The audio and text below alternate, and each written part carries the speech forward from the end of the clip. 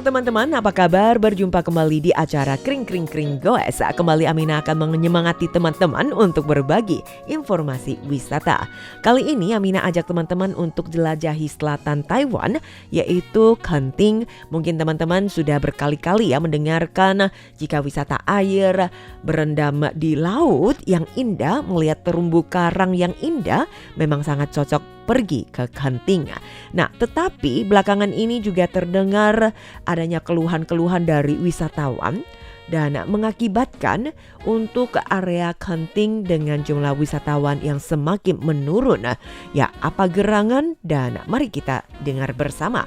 Ya, beberapa tahun terakhir ini karena kenaikan harga barang dan juga biaya akomodasi di Genting yang harganya selangit, banyak sekali kritikan-kritikan dari wisatawan baik lokal maupun mancanegara kepada pelaku bisnis dengan tanda kutip menipu para wisatawan dengan menaikkan harga akomodasi atau harga makanan dan barang-barang yang ada. Dan berita-berita ini atau kondisi seperti ini menyebabkan pengunjung mulai menjauh tempat wisata ini. Dan ada juga yang bilang bahwa arus masuk wisatawan yang karena sangat banyak sekali tidak hanya merusak alun-alun Genting, tetapi juga menimbulkan kekhawatiran dampak ekosistem yang terjadi di Genting dan sekitarnya. Contohnya saja dari jarak pandang dasar laut yang semakin berkurang, kemudian juga karang-karang yang memutih, yang membuat warga setempat mengeluh bahwa Genting yang sudah kehilangan pesona alamnya. Nah, bahkan juga ada beberapa pelaku usaha seperti go-kart karena di situ banyak sekali wahana-wahana permainan ya. Tidak hanya wisata air, tetapi juga ada permainan mobil-mobilan go-kart yang katanya sudah mulai ketinggalan zamannya lagi dan di mana masa kejayaan mereka yang sudah berakhir. Seorang pelaku usaha go-kart yang di Hengchun, Pingtung telah beroperasi selama bertahun-tahun di musim gugur dan baru-baru ini dia juga sampaikan usahanya ditutup berakhir dan ia mengakui liburan musim panas kali ini sempat mengalami lonjakan permintaan tetapi lebih sepi dibandingkan dengan sebelum masa pandemi ya. Dan ia juga mengenang ya masa-masa sepinya hampir tidak ada pelanggan. Akhirnya dengan terpaksa tutup usaha karena menghadapi situasi yang sulit ini, ia juga tutup usaha, mengakhiri usahanya, meratapi masa keemasan pariwisata Genting yang kini sudah berlalu. Selain pemberitaan ini, banyak orang yang juga membahas meredanya tren wisata Genting di beberapa platform media sosial. Dan ada seorang netizen yang juga mengungkap berbagi tentang popularitas Genting yang menurun dengan drastis dalam beberapa tahun terakhir ini dikarenakan faktor kenaikan harga yang tidak wajar atau juga beberapa pelaku usaha mereka menaikkan harga barang-barang yang tidak rasional sehingga mengurangi minat wisatawan. Kemudian juga alun-alun Genting dan beberapa area akomodasi populer yang sudah tidak ramai lagi. Ada yang menyebut bahwa banyak penggemar selam mereka memilih untuk langsung menginap ke lapangan saja untuk mengurangi biaya pengeluaran dan menghindari beban ditipu karena biaya yang sangat tinggi. Dan ada beberapa netizen yang juga mengungkap bahwa pesona keindahan Genting yang sudah menurun. Dengan sebagai contoh jarak pandang di lokasi menyelam yang sudah menurun dengan drastis, semula bisa memandang 5 meter dan tidak terbayangkan kini hanya menjadi 1 meter.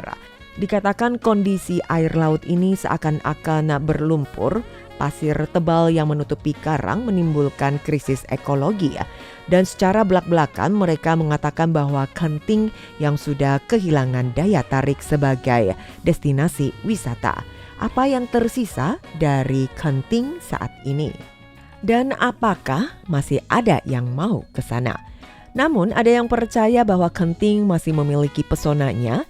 Beberapa netizen juga memuji banyak sekali kegiatan festival musik yang sangat menggembirakan. Setidaknya masih ada konser musik Misalnya Festival Musik Hangchun atau Festival Musik Kenting yang juga menampilkan banyak pertunjukan dari band-band dan ini menjadi arus utama wisata di Kenting.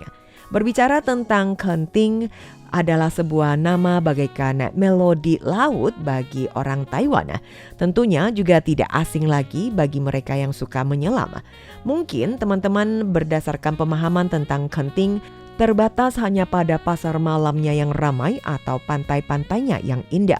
Tetapi tidak sedikit juga yang jatuh cinta dengan Pulau Indah ini saat menginjakan kaki pertamanya di sana dan menyempatkan diri untuk mampir lagi dan mampir lagi. Dan Kenting bahkan juga menjadi rumah spiritual karena dia bisa menempatkan diri bukan sebagai turis lagi, tetapi mengunjungi teman-teman yang ada di Kenting, bergaul dengan orang-orang sekitarnya, kemudian bisa menyelam atau juga keliling ke tempat-tempat yang dikunjungi oleh penduduk lokal. Kenting yang kaya akan sumber daya alam di siang hari bisa mengagumi landscape geologis yang unik atau juga mendengarkan kisah-kisah sejarah di tempat ini.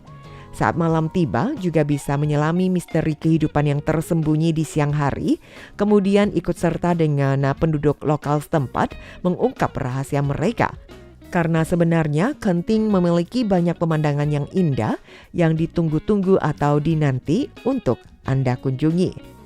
Taman Nasional Kenting adalah sebuah taman nasional yang terletak di Semenanjung Hangchun, Kabupaten Pingtung, Taiwan, yang meliputi Kecamatan Hangchun, Shecheng, dan Manzhou. Didirikan pada 1 Januari 1984. Taman nasional ini juga menjadi taman nasional tertua paling selatan di Pulau Taiwan, meliputi wilayah paling selatan Pulau Taiwan sepanjang terusan Basi. Taman nasional ini dibawa kelola oleh Dinas Pertanaman Nasional Kementerian Dalam Negeri yang sangat populer akan iklim tropis dan juga sinar mataharinya. Kemudian juga di sekitarnya ada pegunungan pantai yang indah dan biasanya pada menyambut musim panas akan ada festival band rock Spring Scream yang sangat populer di Taiwan yang bahkan juga menarik banyak pengunjung untuk berkunjung atau berwisata di Kenting. Informasi lebih lanjut berkaitan dengan luas darat maupun laut dari taman ini secara geografi. Untuk cakupan daratan berkisar 181 km persegi, kemudian lautan seluas 152 km persegi, total gabungan 333 km persegi.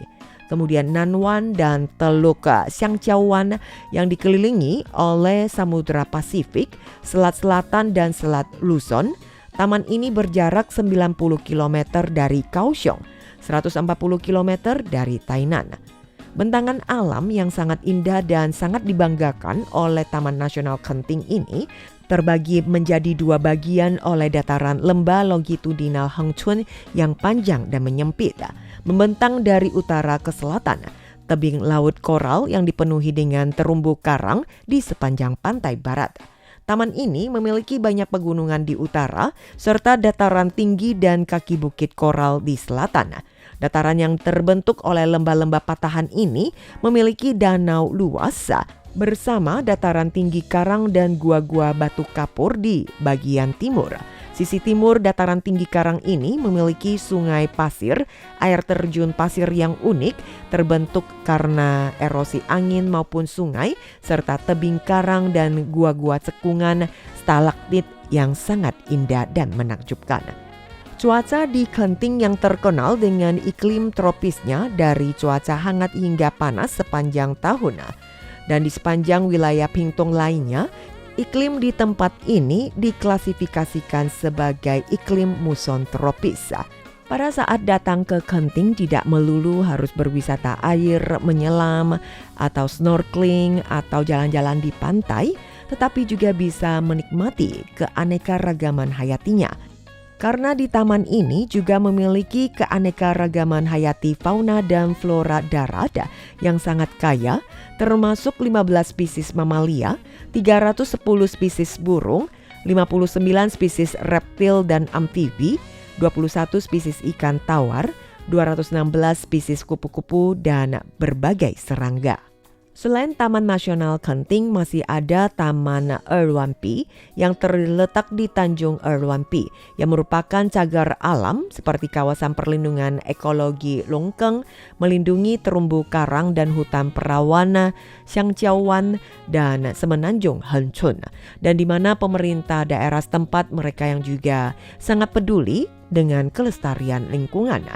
Ada 26 spesies kepiting darat yang menghuni daerah tersebut, juga merupakan kepiting darat tertinggi di satu daerah di seluruh dunia.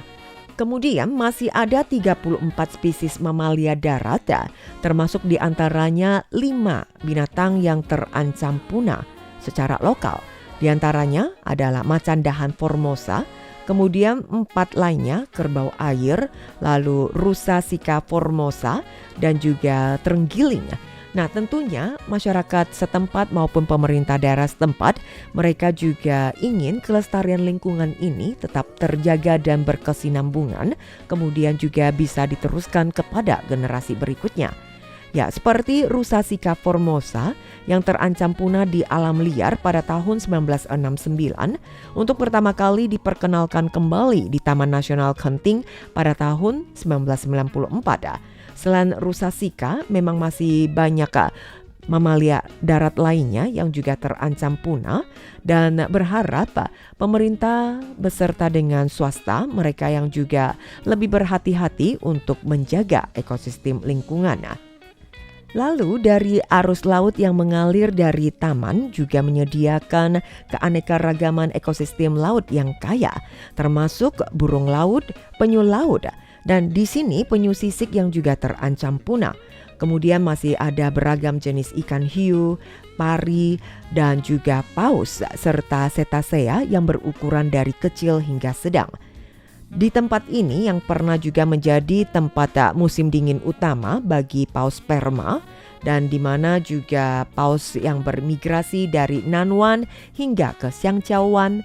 Kemudian juga dari paus-paus yang sempat diburu oleh orang-orang Jepang di masa kolonialisasi Jepang yang menyebabkan hilangnya atau semakin berkurangnya paus dengan kondisi yang sangat parah. Nah, di sepanjang Semenanjung Hencun hingga memasuki perairan di taman ini, banyak sekali burung-burung maupun ikan-ikan yang mulai bermigrasi, dan Taiwan sendiri atau Taman Kenting berharap tempat ini juga menjadi lahan bagi mereka untuk menetap sementara atau berkembang biak. Dan Taman Nasional ini juga termasuk salah satu persinggahan penting dari jalur migrasi elang kelabu.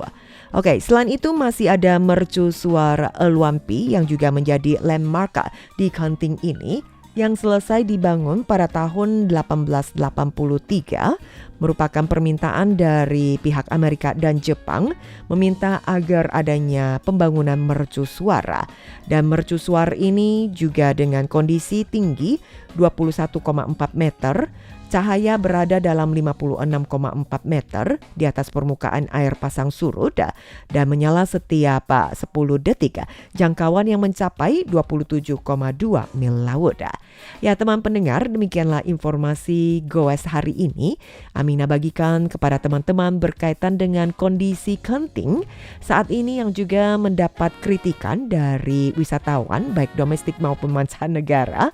Ada beberapa yang mengeluhkan bahwa Kenting yang indah tidak seindah dulu. Kemudian wisata di Kenting mulai dari pasar malam atau akomodasi hotel dan juga ya wisata air dengan harga-harga yang sangat tidak wajar membuat para wisatawan enggan berkunjung ke lokasi ini.